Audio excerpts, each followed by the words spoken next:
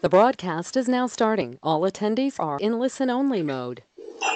Hey guys, good morning. If I can just do a quick sound check, type in the, you can type in the chat that you can hear me okay, that'd be great.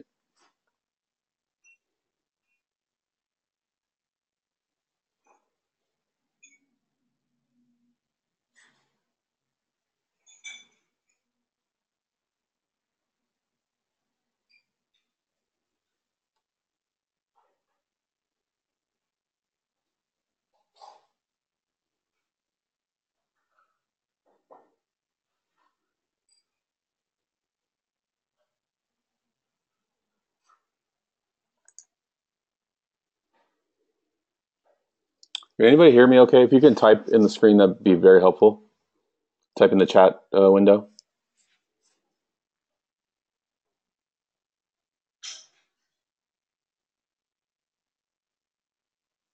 Anyone?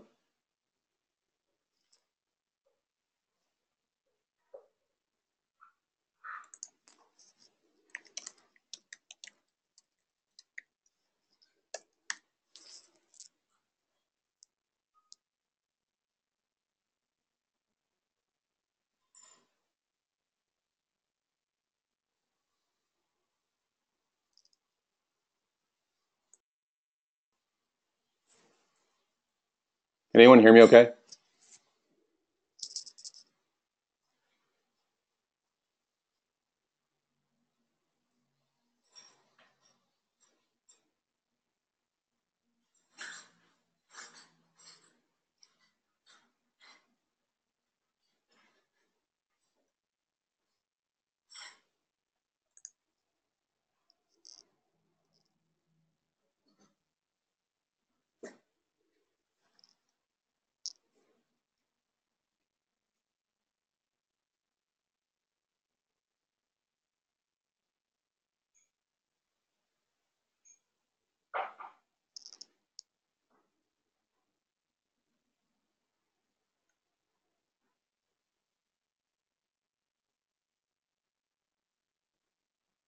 If anyone can hear me, I appreciate if you can type, you can hear me. If you can't, well, oh well.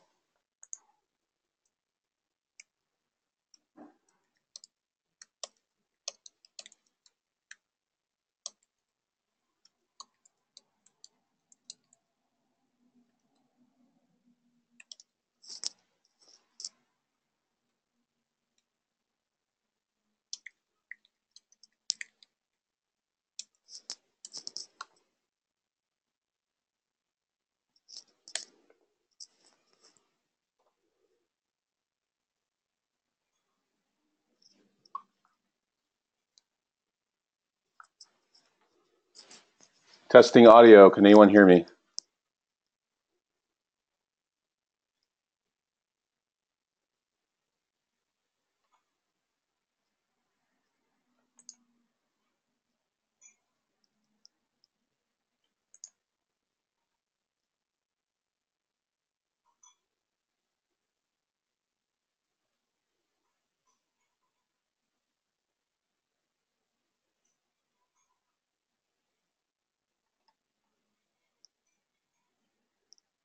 Can anyone hear my screen?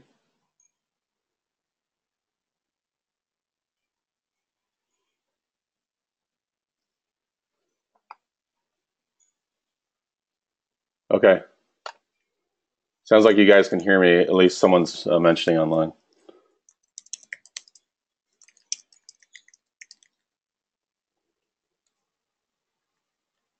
All right. Well, let's go ahead and get started.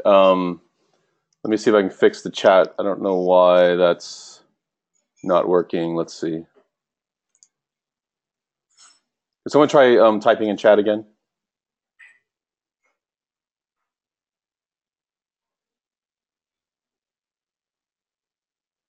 Well, let's just get started. Someone can type on EWT. That's a member. That would be helpful. That you guys can hear me. Okay, be great. All right. So what we're going to talk about today is using Elliott Wave Theory in different timelines, time frames, and I personally trade in all sorts of time frames. So hopefully this is helpful. And I think that it's helpful to say that there are a lot of different styles in the use of this theory, and I'm just one. For those that are not members, I'm going to introduce myself real quick, and hopefully you can see this okay. I'm going to be flipping between many screens. I've been a cryptocurrency analyst on Elliott Wave Trader for a good part of 7 months now, and been a member of the site itself, and was actually hired out of membership onto staff. And I've been a member since 2015. So I've been trading crypto since 2012, and with Elliott Wave since becoming a member.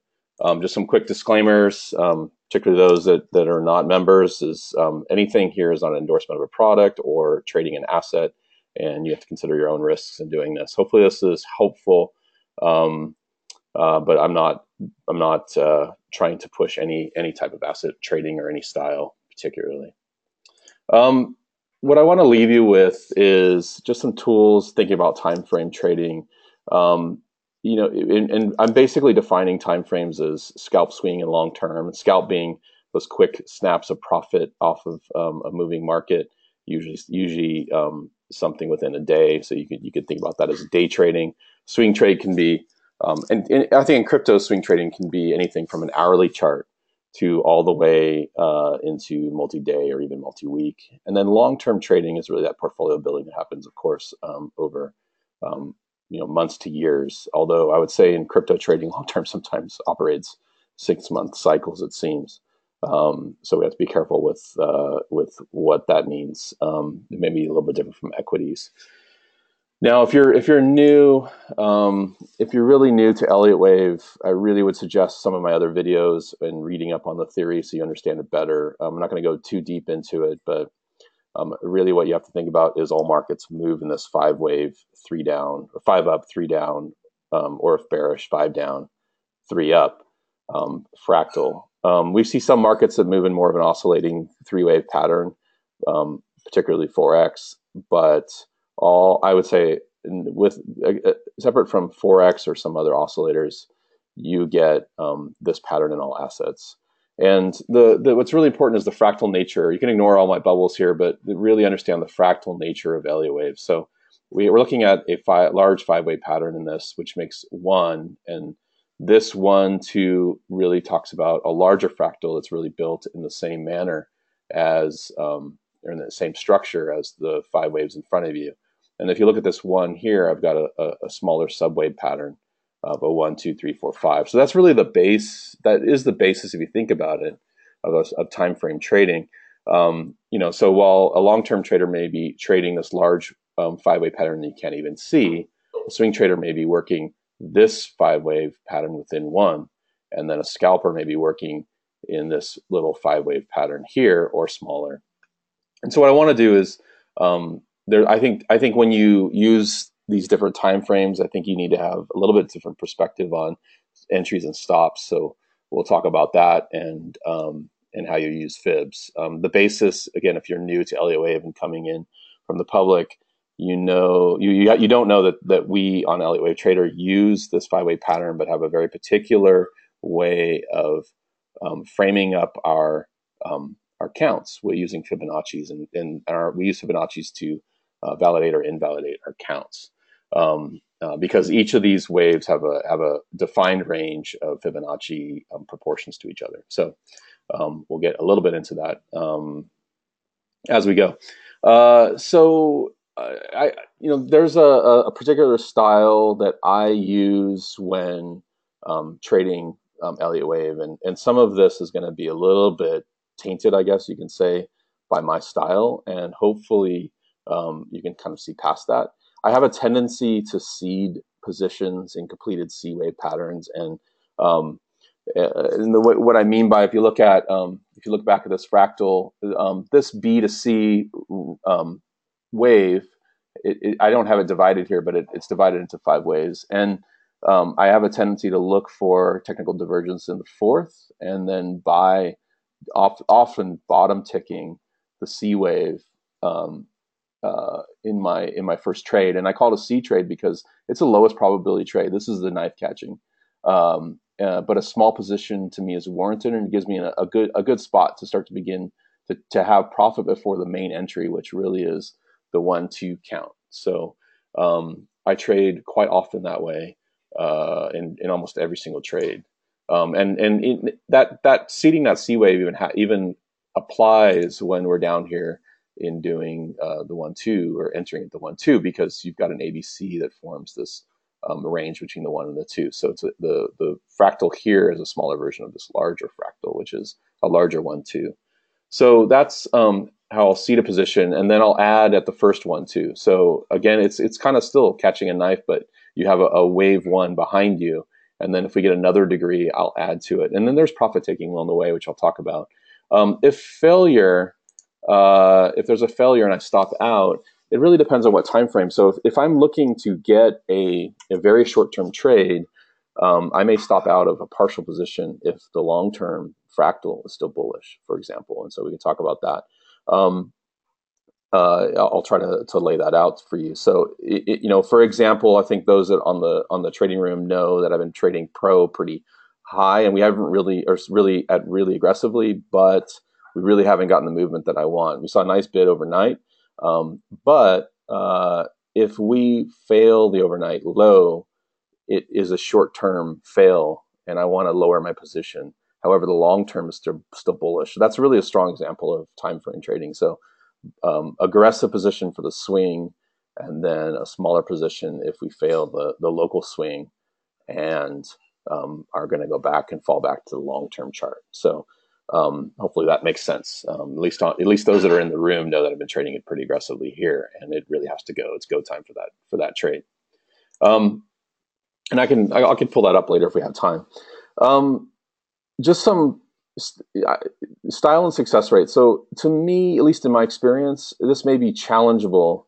I think that there's a very particular sort of success rate and equity curve between the styles of trading. So long-term traders and scalpers, I'm really putting on the extremes. I think long-term traders are really used to taking a lot more heat, whether it be consciously or unconsciously. And they stop out at a loss less. And that's simply because, at least if they're conscious of what they're doing, they are trading a bigger range. And so if they enter something in a less than ideal spot, it may not be a reason to stop out, at least using Elliott Wave Theory, because the support levels are much lower. And I'm going to show that really directly with the Bitcoin chart. And they tend to have a less smooth equity curve. I mean, all of my long-term portfolios just take a lot more heat. They tend to build over time. But because I stop out less, they tend to have a bigger swing in the profit levels, and sometimes can post a loss for a period of time. And then the nice thing is that this heat, if you're relaxed about it, it really just equals less effort. So, what happened to me over time, I was much more of a swing trader. And as I took over the crypto room on Elliott Wave, or started the crypto room, I've just traded more and more long-term because I just don't have time, and I'm running this trading room. So while sometimes I'm posting a swing trade, I'm not able to take it, especially since most of my coin is off exchange for security reasons. So, this is just that's just part of my switch, because it takes so much more effort to trade short-term. I've never been a scalper myself, but to me, scalping is really snapping off quick profits, really tight stop losses. But you're going to stop out more. That said, your equity curve, if you're good at scalping, is going to be really smooth over time. So lots of little stop outs, but you should be making more money on the trades that you stay in and let run. I'm a little bit humble in trying to show how to scalp, because I do it, but it's not really something I do constantly. So I can't say it behind me is this great track record of scalping. I've been a swing trader and successful at swing trading. Not just in cryptos, but for many, many, many decades. In swing trading, I really call it a hybrid, because you really should keep kind of a tight stop. In my swing trades, I do keep it pretty tight, but it's giving it a lot more room compared to scalping, and but not so much room as a long-term trade. So it's really sort of a hybrid. And what defines a swing trade to me, I think, is a bit nebulous, but it's really definable by the trader themselves and what time frame they really like. So if I talk time frames, long-term trade is really daily and weekly charts. Scalping is really, I even think 15-minute charts, depending on liquidity of the asset. Bitcoin and Ether, I think you can scalp with a 15-minute chart quite successfully. And then swing trading, to me, I'm really using an hourly chart, 2 hourly, maybe 4 hourly. Let me say too is I'm going to talk a little bit about technicals. I think that when you talk Elliott Wave, I think it really gives context to technicals.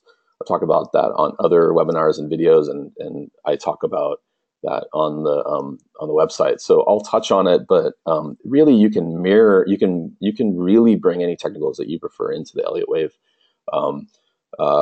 style or way of trading. But what I would say is that sometimes if you're using an indicator that has levels, they can start to interfere with the thinking of Elliott Wave. So, momentum indicators and volume-based indicators are really a great help. Sometimes level indicators such as pivot points or the cloud or whatever you want to use sometimes can interfere. So it depends, up to you to whether you can look at both levels, because Elliott Wave is really calling out a level from which you can trade against. So that's that I really leave that open in this presentation to use something that you prefer.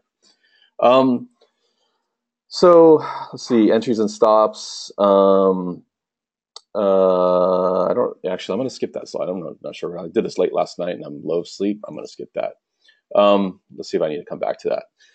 So entries and stops on a wave 2 down. So if we go back to the fractal, oh, sorry. Yeah, let me cover that. Okay, I know what I did. Okay, so I described the knife catch, and that's the completion of a C wave pattern. And so what's tough here when you're using that entry is where the stop is, because when we use a 1-2 as a trade, we have a very obvious stop at worst at the bottom of a wave 1. So I'll go back to describe that. So let me. So again, one of our high probability entry is when we get 5 up as 1 and 3 waves down. And when you enter at this 2, you have a really clear stop at the bottom of the 1. And if you go below that, then you probably have a wave 4 here, and you're going to get a wave 5 down. So you would stop out. A tighter stop would be 764. Retrace of that, and I'll show that. When you catch the C, you really don't have that, and so you have to sort of. There are different methods of Fibonacci extensions. For example, if you reach the 1.618 of the proportion of the length of 3. I'll show that you can use that as a stop. But if you're knife catching, it's difficult to find a stop in that C. So that's one reason why I use a very small position when I'm doing that. And really clearly you have a stop if you have a long term. So if you have a long term support. So if you're catching this C, then your higher degree support is the bottom of this beginning of this fractal. So I'll show that. So that's that, and then if you're entering on the wave 2 down, you want to enter on a shallow retrace of 382. I tend to use a smaller position when I'm capturing that 382 because it sometimes often we get a very bullish market that does a shallow retrace on the wave 2, but 618 is what we prefer. So what I'll do is I'll scale. So smaller position of 382, bigger position 618, and in the 618 you're right over stop. So your stop is just below the 764 if you want to keep it tight, and then as I described, it's the beginning of wave 1 if you want to use a looser stop. It's absolutely invalidated as a 1-2 setup if you've crossed over the beginning of wave 1. And then when you have a successful third wave trade, and this is really swing trading. Here's the stops as they progress. So in Elliott Wave, after you've crossed the 618, you can move your stop to just below the 236. I'll demonstrate all this. It might be a bit nebulous if you're just looking at this, but I wanted to at least give you the background. And this will all be posted so you guys can review. After you cross the 1.0, you really want to move your stop below the 618. It's at that point when we hit a 1.0 and cross back under the 618, we have generally an invalid impulse. It can be a diagonal nested 2 setup, but it's really a low probability impulse. So you have to be very careful. And then as the third wave is progressing, I like to use this 0.5 because 0.5 is really the bottom of a fourth wave. So as the third wave is progressing, I use 0.5, just below the 0.5 as a progressing stop. So you can basically just move that along as price progresses. So I'll show that as well. Profit taking, I think all of you know this. You can, if you're scalping, I'll talk about this again, but you want to really start to snap off profit very early because you're not in the trade very long. So for example, I don't really scalp cryptos, but I scalp Forex, and I use the 618 to 1.0 all the time to start to take off profit and reduce my position size. And then if you have a true third wave, you're going to start to hit the 1.382, 1.618, and then 1.764, 2.0.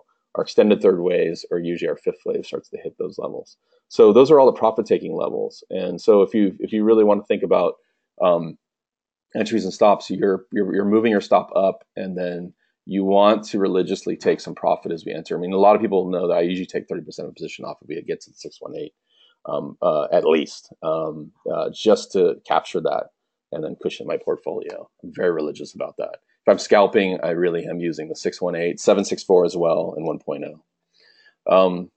All right, so that's that, and then let's get to some charts and start to frame this up. So I'm going to use the Bitcoin chart for a lot of this. Let me see where I placed it. Here it is.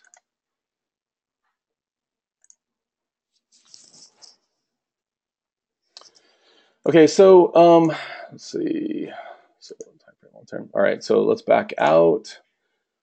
Now, when we're, I want to do some quick Elliott Wave on a 1 week chart just to frame up where we're at. Now, Bitcoin itself had a 1-2 setup in the 2000, in its very early days from 2009 to 2011. So that fib level, this is the fib that I use to guide all of the long-term targets, and that, those that are new to my crazy moon counts will maybe freak out at this point in time, but we really have. Let me get rid of this pink real quick, short-term trades. So when we look at this, we have an eventual target of the 2.0 right here, which is at the 2,021,000 level, which is the 200 extension off of that 1.2, that original 1.2. And it is possible that we've already seen a third wave top, but I prefer that we have the third of the fifth in having topped and are now in the fourth of the fifth. That's the way I prefer it. We'll talk about where that support is. And then I'm expecting a target from anywhere from 60,000 all the way up to about 101,000. Up to 1 million potentially, but I think 200,000 is more likely. And we'll talk about this box and what that means. Now, when we dive in, once we topped in December, and I think we called the top pretty well. We had called a premature top in the 14,000 region. The market pushed through, and then we looked at the 18,000 next up, and we certainly got the top in that level. When we look at that level versus the 1-2 setup for this fifth wave of the third, we get a support level which runs in the 4,700 to I'll just show you guys in the 4,700 region down to 3,000. So that's our long-term support. And so when I use this fib, I'm measuring the progressive third and the 50% level, which is 3,050 on this data set. That's our support level with an ideal fourth wave hit of 4,700. And so as soon as we topped in that level on the long term, for long-term traders, we were really looking at that level to increase our position. Let me move my windows around real quick, sorry. And so if you're a long-term trader, you are really looking to maximize your position in this box. The problem with Bitcoin is that it often retraces no more than set 236 of the progressing thirds for the fourth wave. So if you look at this fib right here, I'm going to pull this out. The 236 is the 7.8 on this, which is at 8,800. So that's often as shallow as we see in Bitcoin, but most other assets really go into this box, or with like Ethereum has a tendency to have some very deep forests, will go deep into the box. So this is where we're at with Bitcoin, and so we're below that 236. We may have a bottom. We don't know for sure, but right now I have got this triangle as my primary. And so you have some choices to make when you're a long-term trader. You really want to maximize your position down in this box if you can. if you know Bitcoin like I do, you would have started to take some positions up in this 236, which is 8,800, and then taken some of this extra move to add to your position. So when you're doing that, you really want to keep cash as you potentially see lower. Now, what I do when I'm looking for entries on the long-term chart, which again, I'm primarily a long-term trader now in cryptos just because of time, I start to think as a swing trader. So what I'm going to do, again, so if you think of yourself as a long-term person, you really want to maximize position in the support level, but knowing that potentially you can get a very shallow retrace, you might want to add higher. And when that happens, I want to start to think like a swing trader. And so I'm just going to highlight some areas in the Bitcoin chart where we started to take positions, and I started to call trades, but they took a lot of heat. But I called them for a reason. So when we talk about this is missing a wave, but let's see, let me put a label in here. So when we talk about catching that knife, we're really talking about those C waves with divergence. So if back when we were calling this potential bottom, and I emphasize potential because it failed, we had a C wave with divergence, and if you look at the technicals, let me increase the size here. We had a very strong divergence in the MACD and also in the RSI when we moved into the C wave. Just didn't ultimately hold, but it still was a viable entry as a potential long-term trade because it's right at that 236 retrace. And also as a swing trade. Now what happened with this trade is that we got a very official stop out right here. So all the whites are entries, viable entries, and this second white is a potential add, but this red is where we stopped out. And so what I'll demonstrate is I'll pull out the retrace. Well, first let's look at the expansion. So we've got a 1-2 setup potential that happened here. And so we would expect right after that to see a 5-wave move into the 618. And if you look at this, it actually started to fail early by not getting that 618 move, that 5-wave move into the 618. Now, we don't know what we have at that point in time, because if I was looking at this back, I would have said, okay, well, maybe we have a diagonal and we'll start to stretch into that 618. But ultimately we failed. And so when we, so if we think about seeding our position down into the divergent low, and then adding to it in the bullish retrace, at least bullish temporarily, this one at the 768 with a stop just below that 99, we had a nice position with 2 entry spots. If you caught this low, it's hard to catch the very low, but I think we called this one pretty good. And then we would have added here at this 5 up bullish retrace. 5 up proved to be 3 up, but it looked like 5 at the time.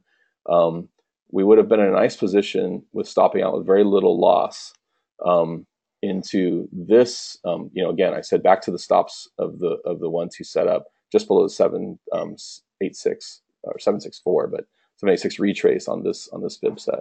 So we would have stopped out right here at this as this breakdown. So you really didn't lose much in the swing trade. Now, as a long-term trader, you have to decide whether you're going to take the heat when you see the swing trade fail.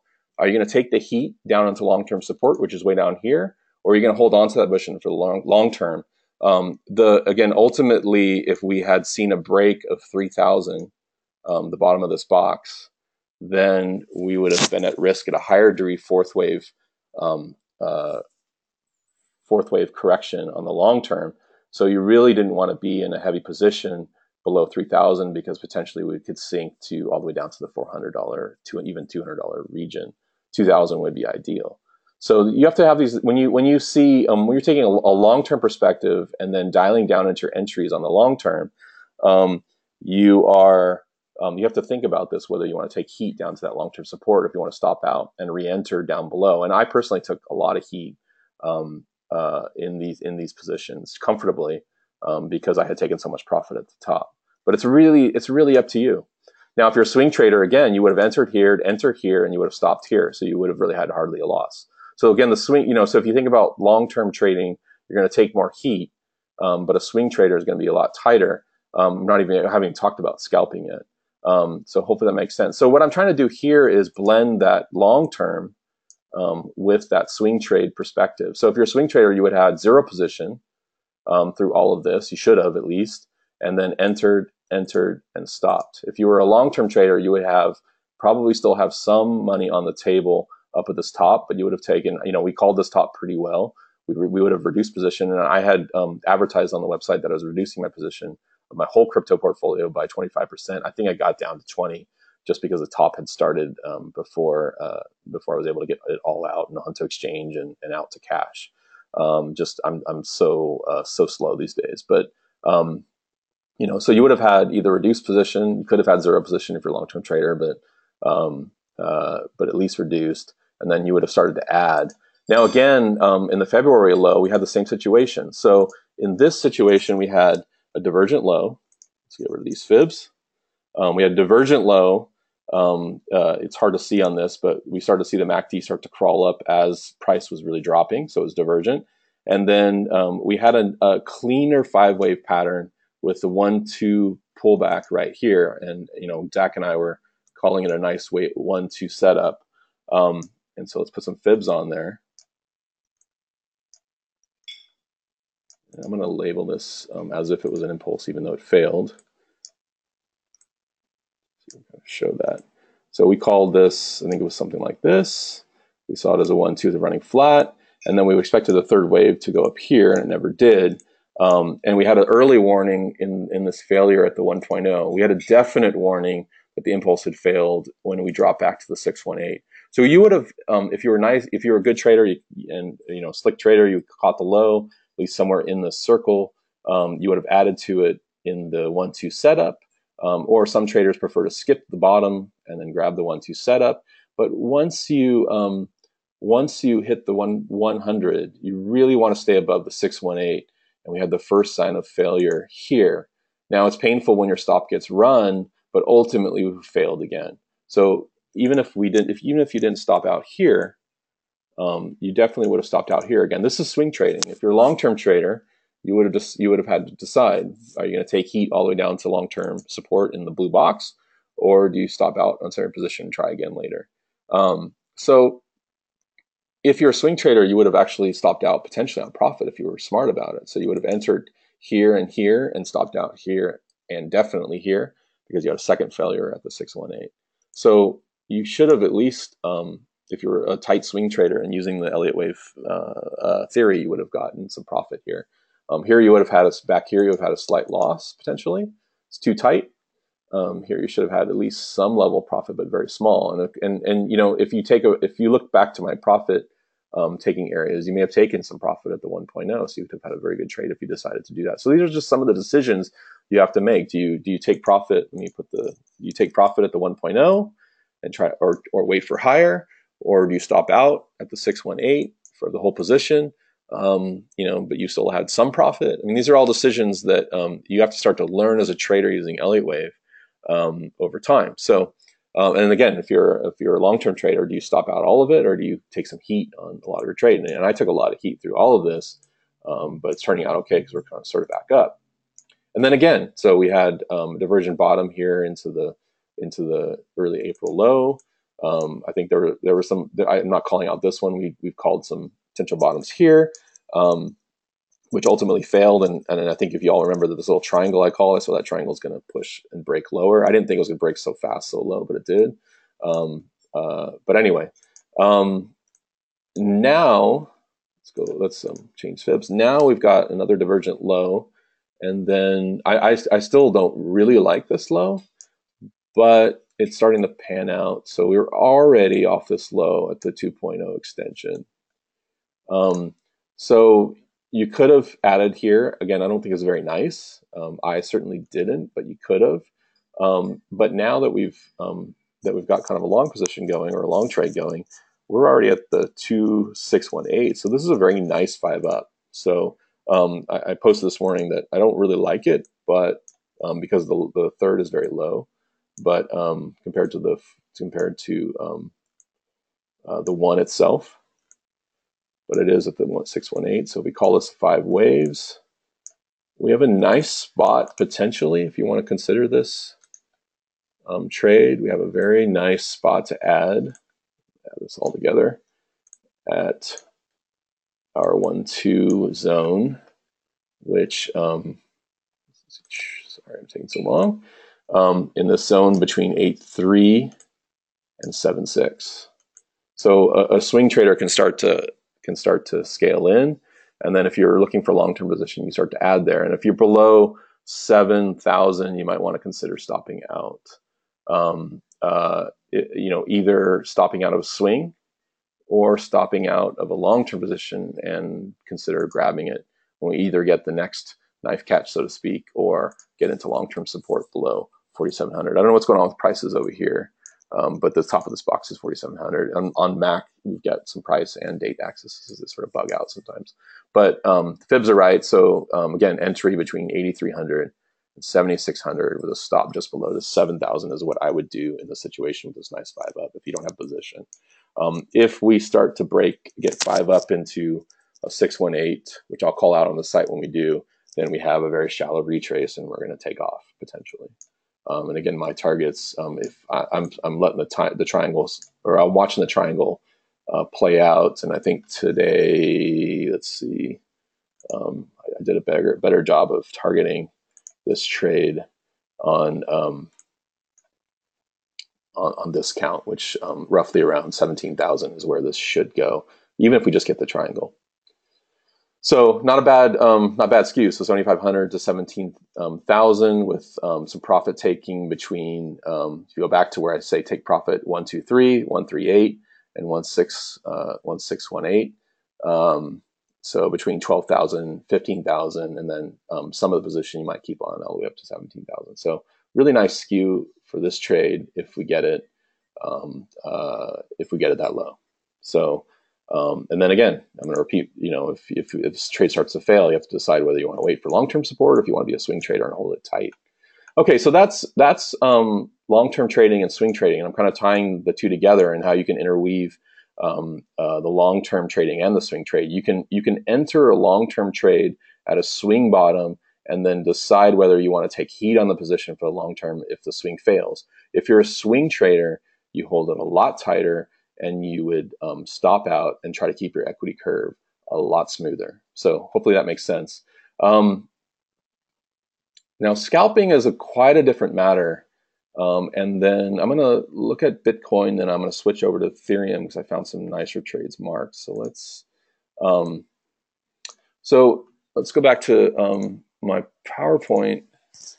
And again, scalping, I think it's very important in scalping to take some profit in this region, the 618 and the 1.0. And one of the reasons why it's really important, the scalper, in my opinion, is not waiting around for the impulse. They're actually trading the ABCs gladly. And I think Xenia, I believe, I've listened to the way she trades and posted, and I suspect this is largely the way she trades, where she takes some profit at 1.0 or at least really tightens up her stop at the 618. So, but regardless, in my opinion, a scalper is making return off a healthy ABC move, not waiting for the impulse. And so, I've made a big long post about the symmetry of corrections. The ABC, the C generally extends into the 764 to 1.382. So that gives a nice range of profit if you get a nice low. So when we go to Bitcoin, let me see if I can do this.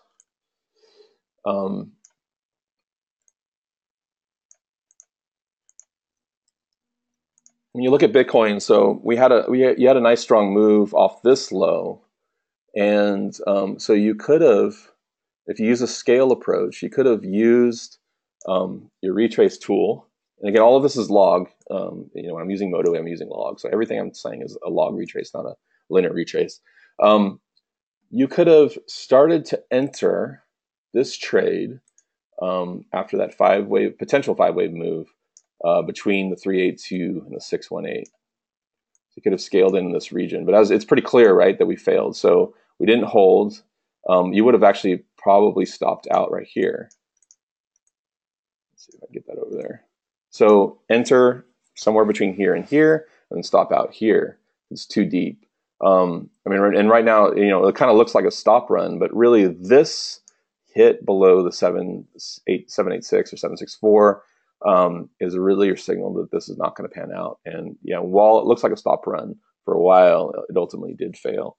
However, it did form another one too here.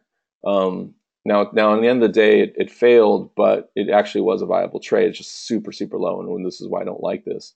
But you again got another setup for entry. So if you stopped out, you would have again entered lower than before in this region.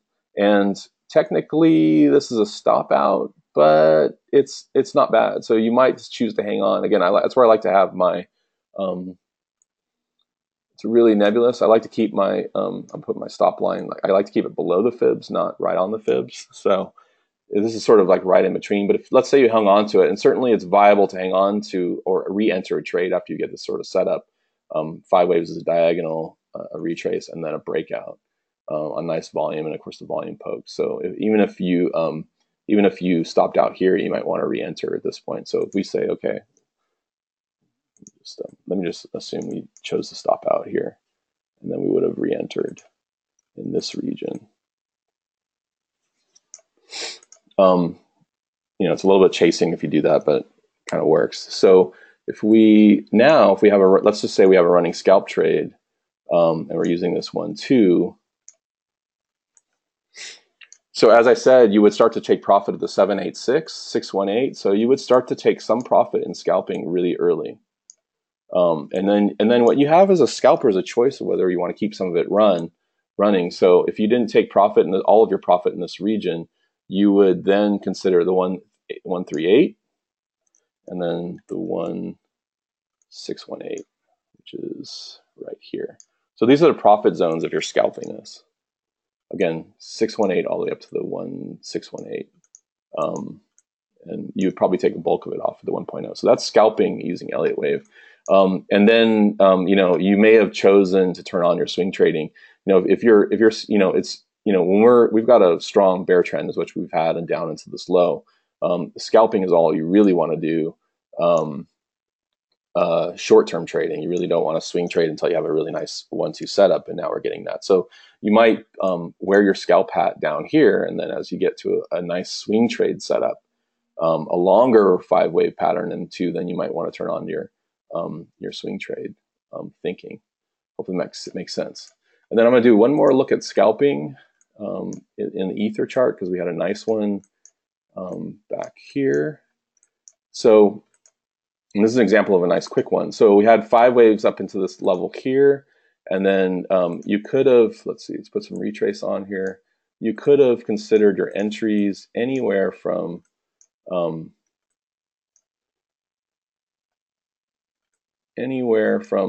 top of this box to the bottom of this box, but we went very shallow.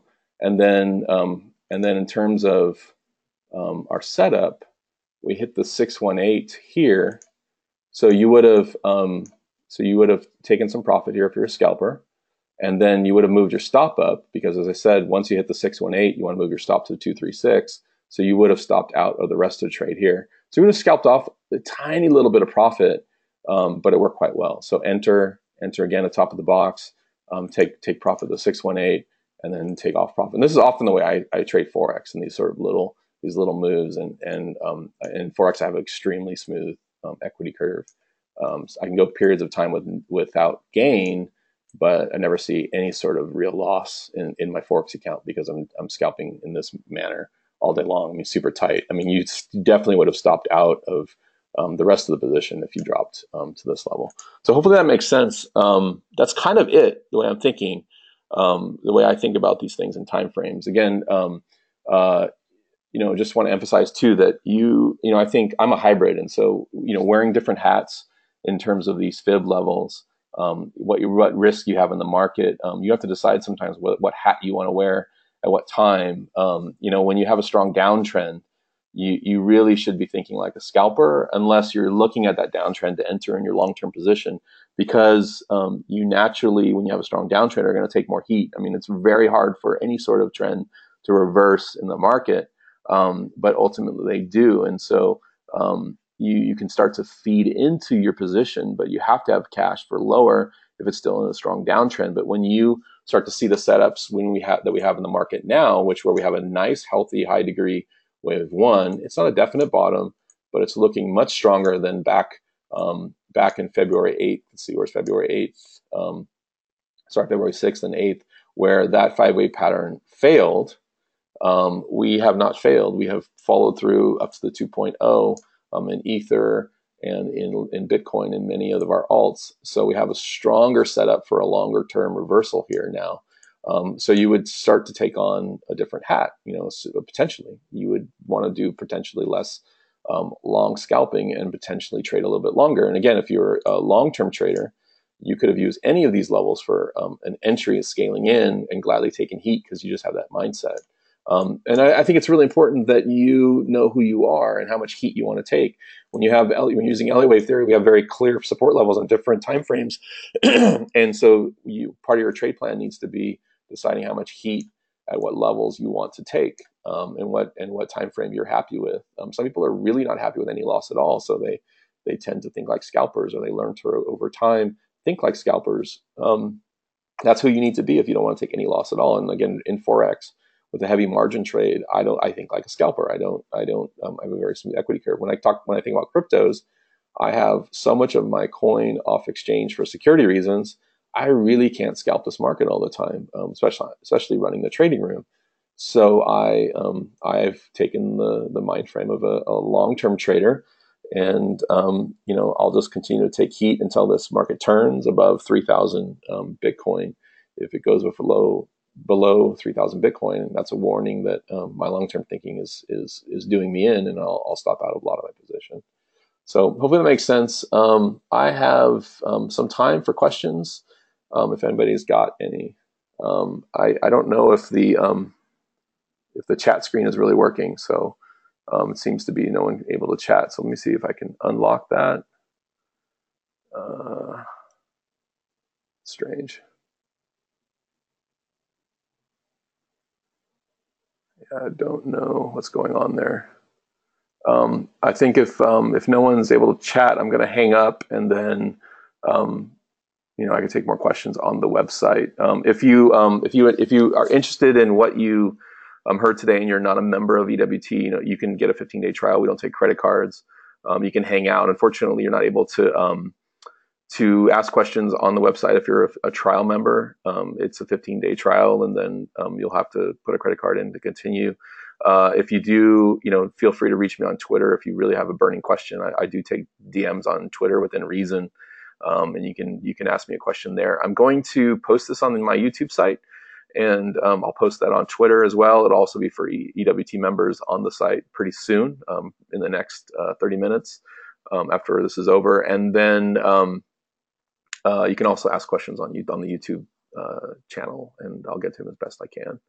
So thanks for everyone attending. I'll give about 10 seconds to see if anybody types anything. It seems to me that texting right now is down. I don't know why. It's strange.